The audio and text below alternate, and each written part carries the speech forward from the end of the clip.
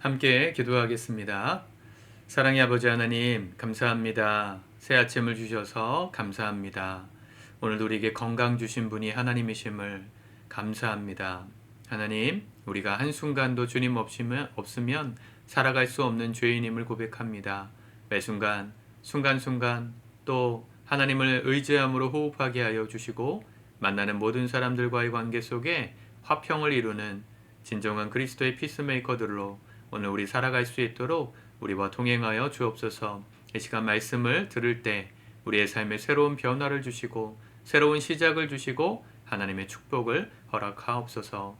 예수님의 이름으로 기도드립니다. 아멘. 우리 찬송가 323장 찬양하시겠습니다.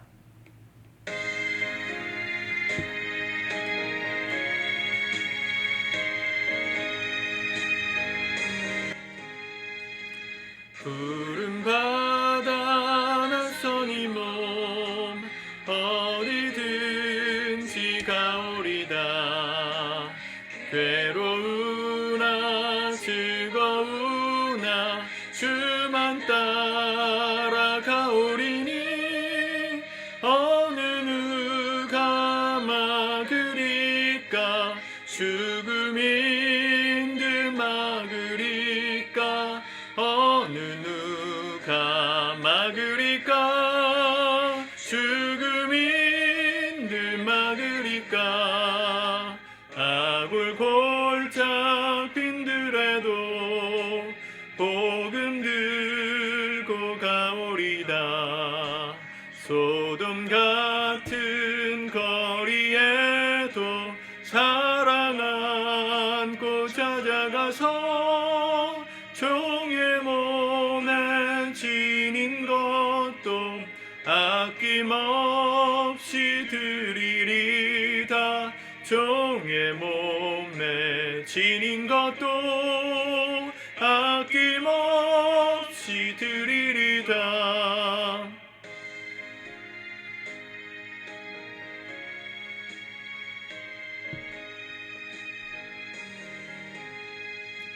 존귀 영광 모든 권세 주님 홀로 받으소서. 멸시천대 십자가는 제가 지고 가오리다. 이름 없이 빛도 없이 감사하며 섬기리다. 이름 없이 빛도 없이 감사하며 섬기리다. 아멘. 아멘. 오늘 하나님 말씀은 빌립보서 2장 19절에서 30절까지의 말씀입니다. 같이 먼저 읽고 묵상하겠습니다. 내가 디모데를 속히 너희에게 보내기를 주 안에서 바람은 너희의 사정을 알므로 안위를 받으려 함이니 이는 뜻을 같이하여 너희 사정을 진실히 생각할 자가 이밖에 내게 없습니다. 그들이 다 자기 일을 구하고 그리스도 예수의 일을 구하지 아니하되 디모데의 연단을 너희가 안하니 자식이 아버지에게 함같이 나와 함께 복음을 위하여 수고하였느니라. 그러므로 내가 내 일이 어떻게 될지를 보아서 곧 이 사람을 보내기를 바라고 나도 속히 가게 될 것을 주 안에서 확신하노라. 그러나 에바브로디도를 너희에게 보내는 것이 필요한 줄로 생각하노니 그는 나의 형제요 함께 수고하고 함께 군사된 자요 너희 사자로 내가 쓸 것을 돕는 자라. 그가 너희 무리를 간절히 사모하고 자기가 병든 것을 너희가 들은 줄을 알고 심히 근심한지라. 그가 병들어 죽게 되었으나 하나님이 그를 긍휼히 여기셨고 그뿐 아니라 또 나를 긍휼히 여기사 내 근심 위에 근심을 면하게 하셨느니라. 그러므로 내가 더욱 급히 그를 보낸 것은 너희로 그를 다시 보고 기뻐하게 하며 내 근심도 덜려 함이니라. 이러므로 너희가 주 안에서 모든 기쁨으로 그를 영접하고 또 이와 같은 자들을 존귀히 여기라. 그가 그리스도 일을 위하여 죽기에 이르러도 자기 목숨을 돌보지 아니한 것은 나를 섬기는 너희의 일에 부족함을 채우려 함이니라. 아멘. 3장.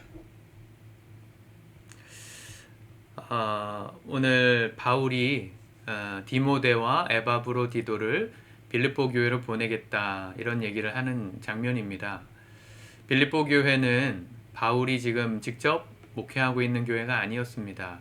지금 바울은 감옥에 갇혀 있는 상황이었고, 그래서 편지를 통해서 목회를 대신 하고 있었는데, 그 바울의 뜻을 전달하고 바울이 하는 사역을 이어가기 위한 지도자, 목회자로 지금 디모데를 먼저 보내겠다 이런 얘기를 하는 것이죠.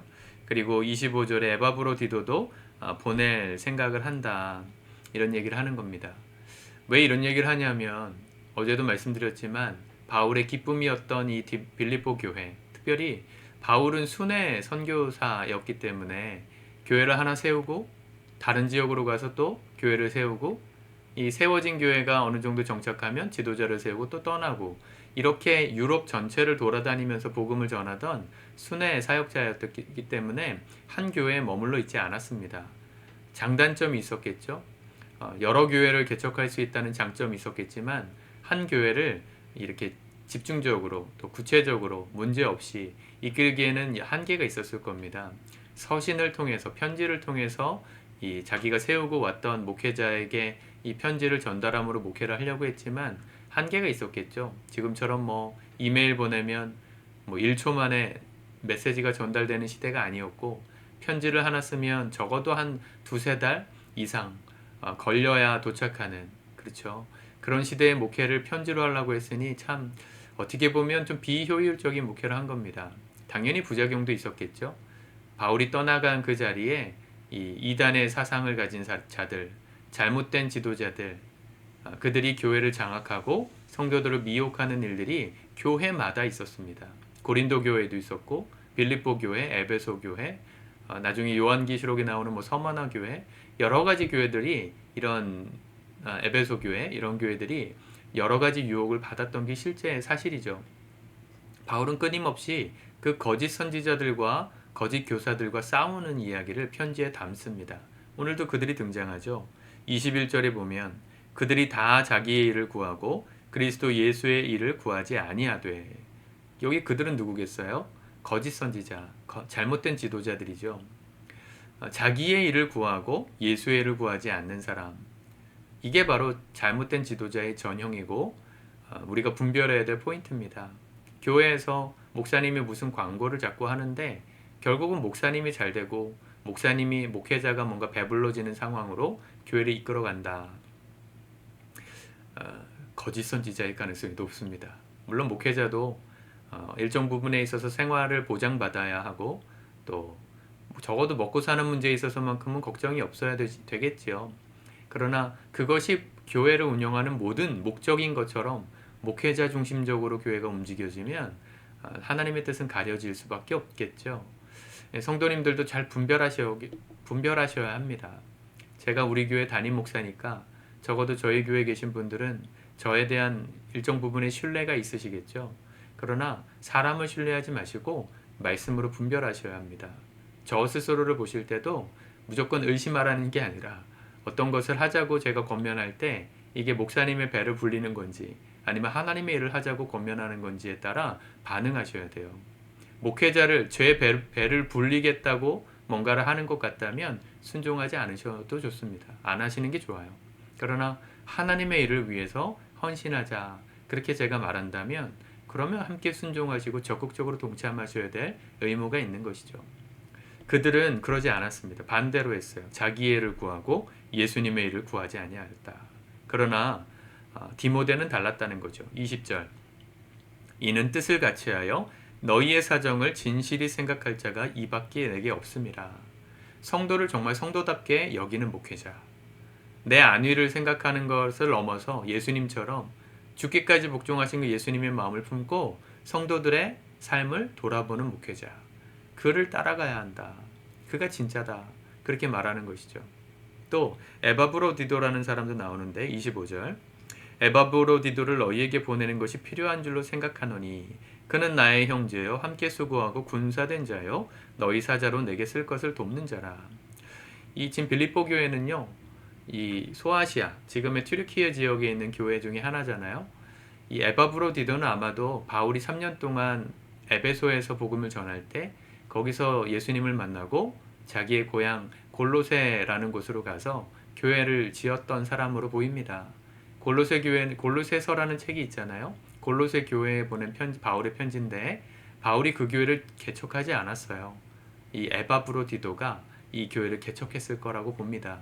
그런데 그 에바브로디도가 개척한 골로새 교회와 빌립보 교회가 그렇게 멀지 않았어요. 함께 동역했던 교회였고 함께 편지를 돌려받던 교회였는데 지금 그가 이 빌립보 교회 사정을 위해서 보내는 하나님의 사자다 이렇게 얘기하는 거죠. 자, 디모데에게서 바른 목회자의 기준을 보았다면 자기를 돌보지 않고 너희의 사정을 진실히 생각하는 사람이 디모데였다면 에바브로디도는 어떤 목회자입니까?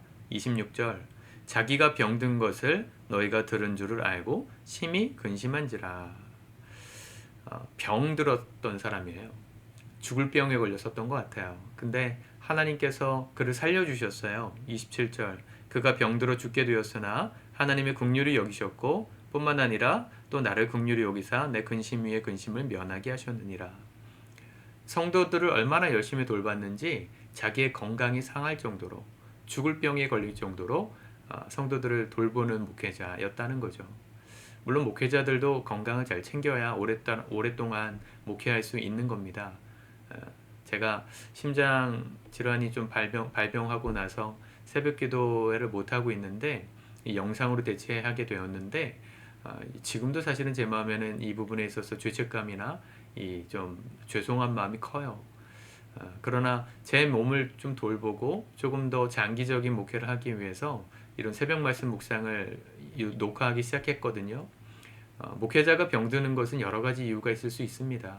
자기 관리를 못해서, 스트레스 관리를 못해서, 또 몸이 안 좋은 걸 먹어서, 그와 같은 것들을 잘 지킴에도 몸이 약해졌다면, 여러분 그 목회자가 진실한 목회자 아니겠어요? 제가 그랬다는 게 아니고 그런 목회자를 따라가셔야 합니다.